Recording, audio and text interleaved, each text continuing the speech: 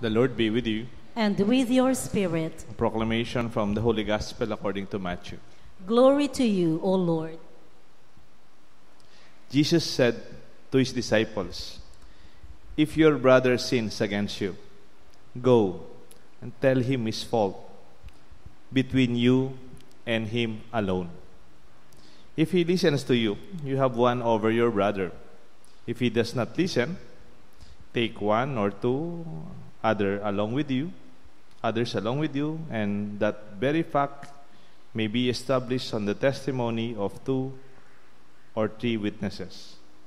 If he refuses to listen to them, tell the church, and if he refuses even to the church, then treat him as you would a Gentile or a tax collector. Amen, I say to you, whatever you bind on earth shall be bound in heaven, and whatever you loose on earth shall be loosed in heaven. Again, amen, I say to you, if 2 of you agree on earth about anything for which they are to pray, it shall be granted to them by my heavenly Father. For where 2 or 3 are gathered together in my name, there I am in their midst." My dear friends, my dear brothers and sisters, the good news of our salvation. Praise to you, Lord Jesus Christ.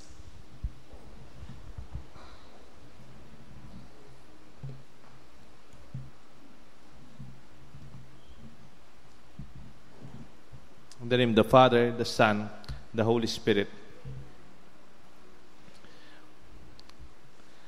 Pag may nagkamali, ano po yung gagawin ninyo? O obvious na obvious, hindi tama ang ginagawa niya. Ano po yung ginagawa niyo? How do you react? Or even how do you respond? Or maybe can you make it more moral, kung may kasalanan ang isang tao, anong ginagawa mo? How do you treat it? Kahit simpleng pagkakamali lang, how do we approach it?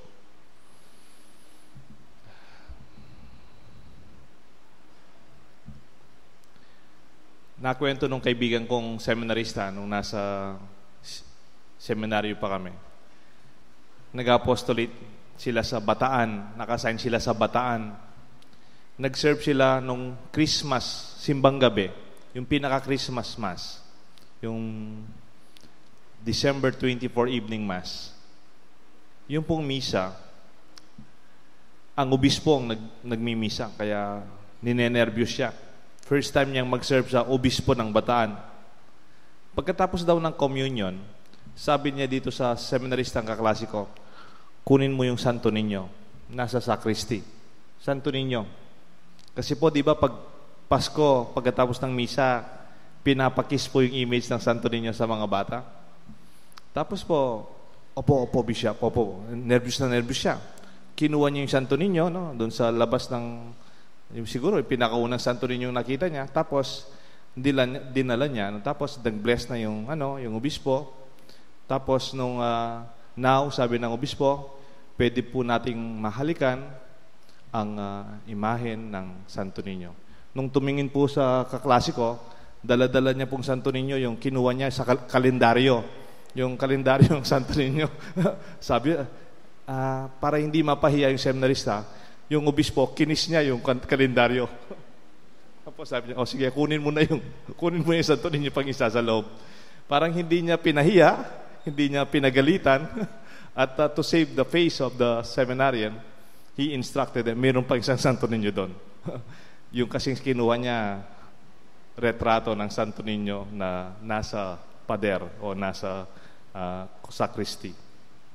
Yung retrato ng santo ninyo sa kalendaryo. Pag may pagkakamali, iba-iba po ang ating pwedeng gawin. Kasi pwedeng tama tayo, pero nagkakamali din tayo sa ating pagharap sa pagkakamali. We are so right that sometimes we tend to be wrong when we push it too far. The gospel today invites us to look into this situation. Because the situation here, hindi naman po pagkakamali ng ang kontekstong opisina. Iba po yung pagkakamali sa opisina. May procedure po yung HRD dyan. Meron din pong pagkakamali sa mga korporasyon. May auditor po dyan. Meron pong pagkakamali sa mga organisasyon. May officer po dyan. May technical pong pagkakamali. May supervisor dyan. May technical supervisor. Ang sinasabi po nating pagkakamali dito ay personal na kasalanan. Kung minsan ang konteksto, pamilya, magkakaibigan, ating simbahan. At dito po nanggagaling ating ebanghelyo. Pinakauna po, ang sinabi ng ating ebanghelyo, approach Him personally. You and Him alone. You and her alone.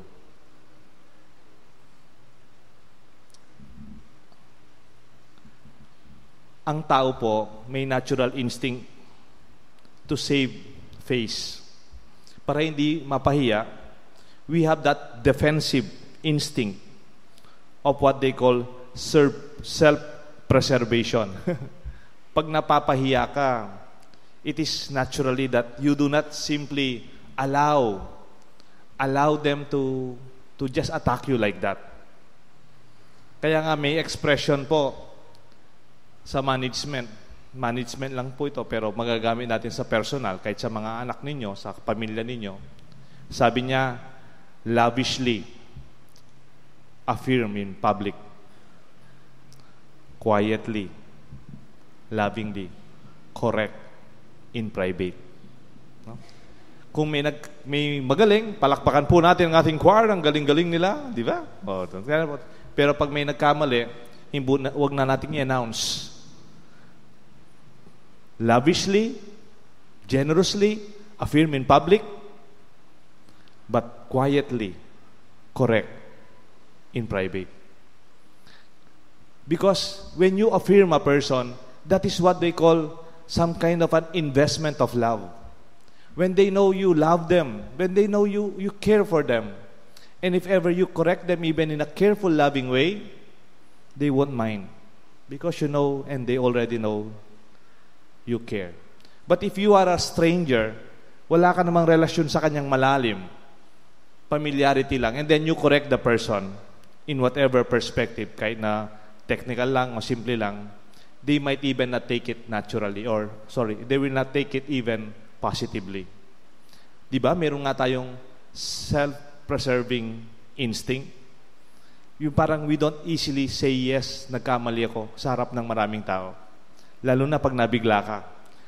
Lalo na pag hindi ka nakahanda. Meron pong mga doktor dito, nakita ko nagsisimba dun sa likod. Di ba po, Dok? Pag may kinokorek kayo sa isang tao, kunyari, kahit na minor surgery lang, may tamang lugar. Meron din dentist ang nagsisimba. Di ba? Pag meron tayong inaayos sa mga ngipin, hindi mo naman ginagawa sa harap ng ibang tao na sa harap ng tao, titignan mo kung ano yung problema ng ngipin. You go to a proper place, clean, walang dumi, hindi nakakaya, ayusin natin yan. But it goes through even in a painful way, but linalagyan pa po ng anesthesia para hindi masakit. Ngipin pa lang pong sirayan. Kung nasisirang pangalan, you do not remove it, you do not correct it in the face of other people, or even in the face of other members of the family. Huwag mong gawin sa reunion. Huwag mong gawin sa family gathering. Huwag mong gawin sa harap ng mga taong nagsisimba. Minsan po, nagmimisa ako sa isang malit na chapel. Yung commentator po nagkamali. Hindi po dito sa St. Jude. Kasi sa St. Jude, magagaling po yung mga commentator at saka comlec dito. Ako nga yung mas nagkakamali. Pero po yung medyo hindi pa masyadong sanay yata yung commentator. Pagkatapos ko nag-homily, sabi ko, let us all stand and profess our faith. Kinuha niya yung mic, medyo malakas yung, I believe in God, the Father Almighty, Creator of heaven and earth. Sabi niya gano'n, ano siya, na mental block, no? Tapos, tinignan ko, time out, sabi ko, time out. Let us repeat again. Let us profess our faith. Parang rin-start ko lang po. And then again, tinignan niya yung kopya niya. And then, instead na napahiya po siya, tumatawa-tawa lang kami. Nangyayari po sa atin lahat yan. But if you have to take care of the person, nandyan, volunteer po volunteer. And if you just allow them maybe to commit their mistake and learn from it, I think people will be more happy to learn. And they know that you care for them. Sometimes in correcting people, we have to be patient. Hindi man po mabilisan, lalo na pag pinag-usapang ugali, kasalanan o pagkatao. Allow time to heal and even to sink in. Lalo na kung minsan mga lalaki, pag kinorek mo sila, they would not say, tama ka, not instantly. But I'm sure a responsible man will listen to you and will take time to think over it. And later on, it will sink and the correction might even be effective after some time, not instantly. And I believe in a second perspective, other than being a co-journeyer, you can see a person who journeys with you. Hindi lang ikaw yung mali, ako tama. Mahirap po yan. Mahirap yung parang nandito ako para i-correct ka kasi may mali ka. I tell you, good luck. Hindi po effective yung ganyan. Matagal po ako sa seminaryo.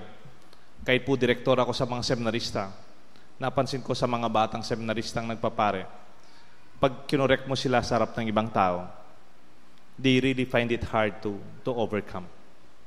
Kaya nga po, just journey with them.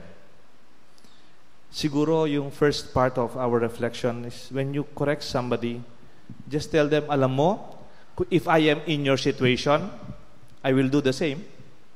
Kung nasa kalagayan kita, baka ganyan din ang nagawa ko. Baka mas grabe pa. And when they say and see that you identify with the person, not from the perspective that I am correct and you are wrong, then maybe you will realize that you're not alone. I am with you. I identify with you. Pero kung minsan, hindi nga nakikinig dahil ikaw lang, you can call 2 or 3 other witnesses who can stand by you. Ang tawag ko po dito, they can be your companions. Other than the companions ng ating grupo dito, yung you are not alone. Kung minsan po, ang pagtingin natin, sociologically speaking, hindi lang isa yung nagko-correct sa'yo, you can be ostracized by a community. The others or society or neighbor. Napaka-conscious mo kasi baka pinag-uusapan na ako ng kapitbahay ko at ibang tao. Don't think about that. Because in our Christian community, in our context, it's not that we work as witnesses. Nagsama pa ako ng 2 para mas malakas ang ebidensya laban sa'yo. Sabi nga po ng ating choir master, si Attorney Bong Roque, sabi niya, ang gospel na yon siguro tamang perspective, hindi po yung adversarial. Alam niyo po yung adversarial, yung me against you. Hindi ka nakikinig sa akin, ha? Tatawag pa ako ng 2-3, 4 against you. Mas malakas na yung ebidensya namin, laban sa'yo. I think that is not the spirit of the gospel. Even if you read and listen to the second reading, sabi po ng second reading, you shall love your neighbor as yourself. Love does no evil to the neighbor.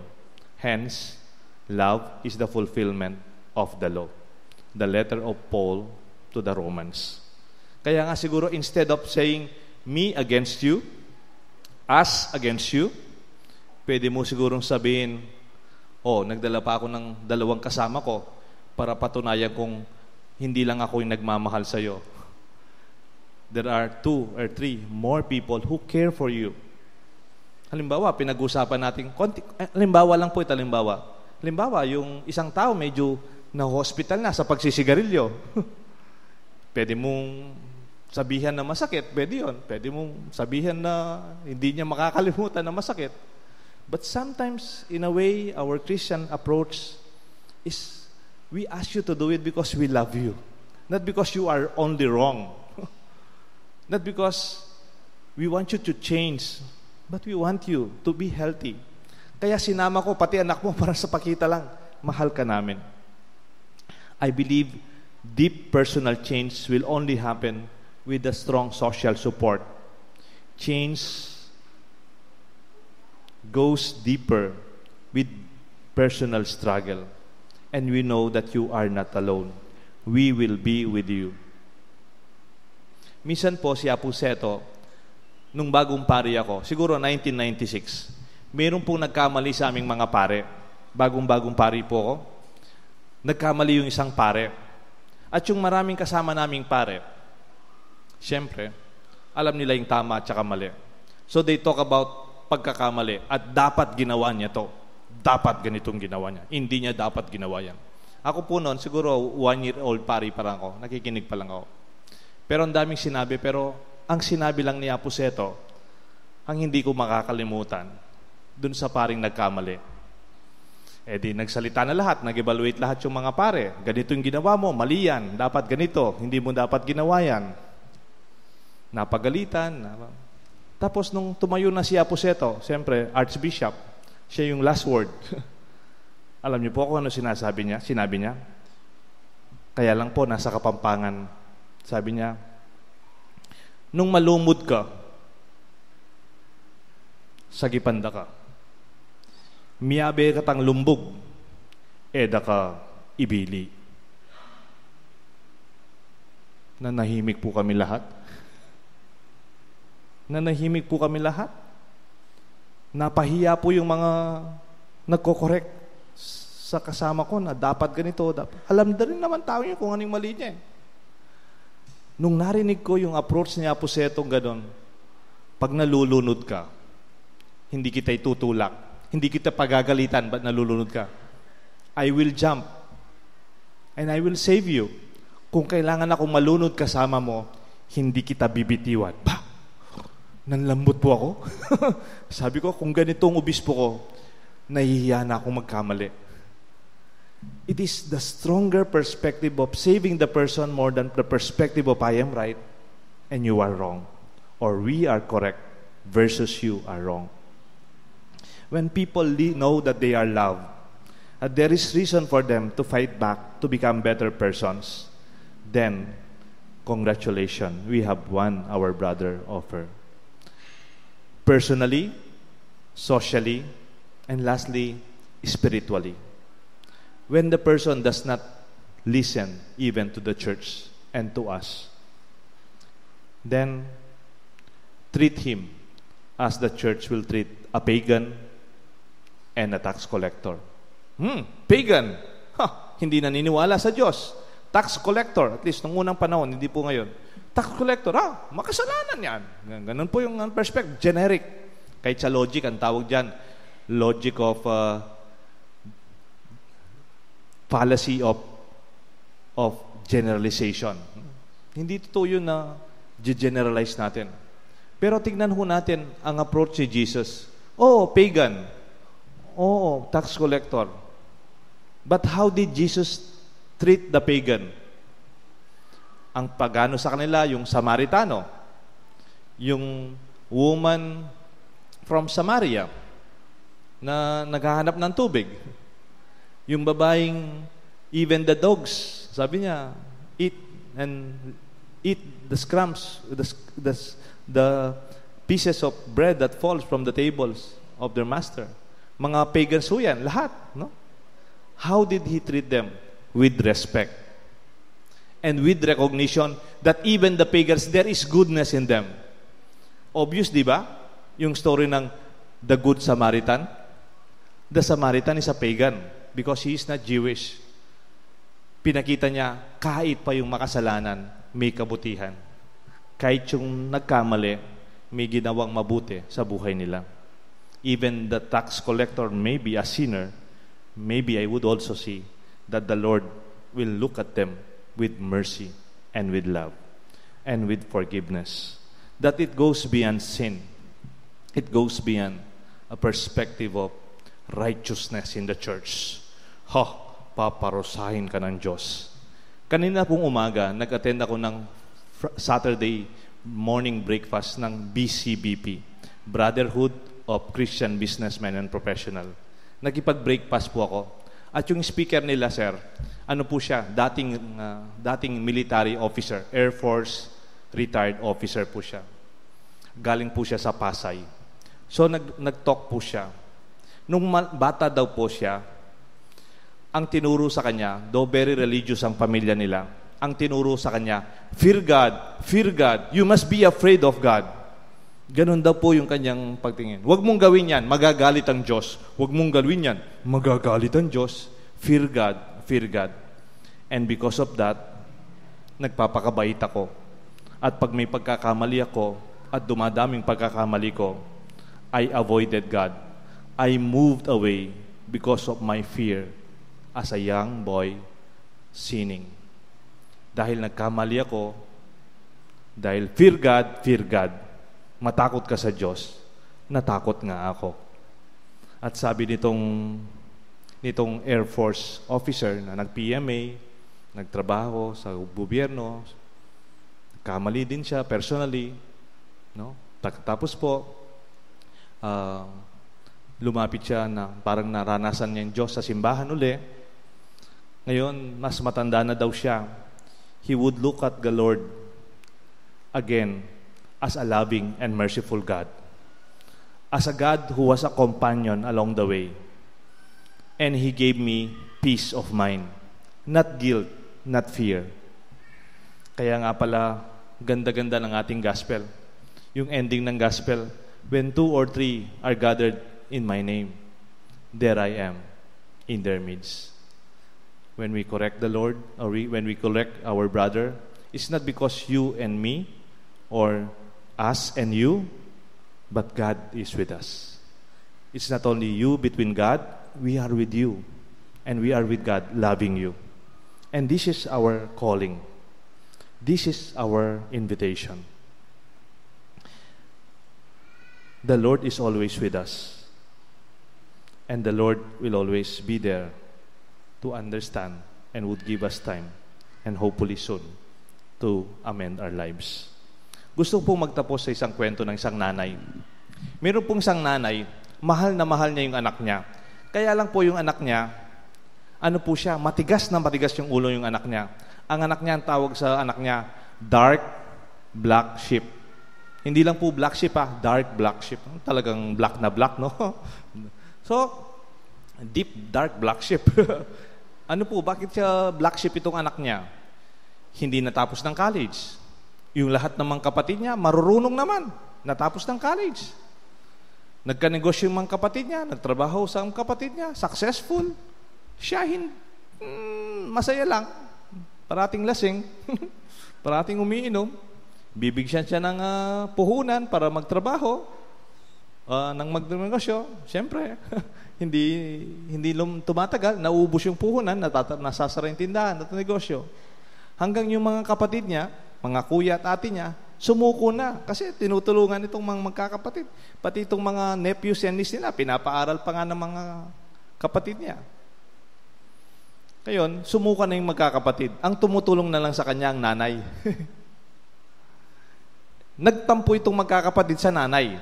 Sabi ng magkakapatid, Ima, ba't tinutulungan mo pa yung kapatid nating dark black sheep na yan? Sumuko na kami, sumuko na ka rin sa kanya. Sige, pag binibigyan mo pa siya, hindi ka na namin bibigyan. Yung palang binibigay ng nanay doon sa anak, sinusustento din sa kanya ng anak niya na successful. And then minsan nagsenti-senti po yung nanay. Sabi po ng nanay, you know, Father, you know my son, you know my children, and you know my family. You know, Father, I love him, not because he deserves it. I love my son because he needs it most. May I repeat? Nabili po ako sa wisdom nitong matanda. Father, you know, I love him not because he deserves it. Does not deserve it. I love him because he needs it most. I think people who are in mistaken sin, they need more love more than anything else. Let us be one with the Lord in separating ourselves from sin to the power of God's love. May God bless us all. The Father, the Son, and the Holy Spirit. Amen. Amen.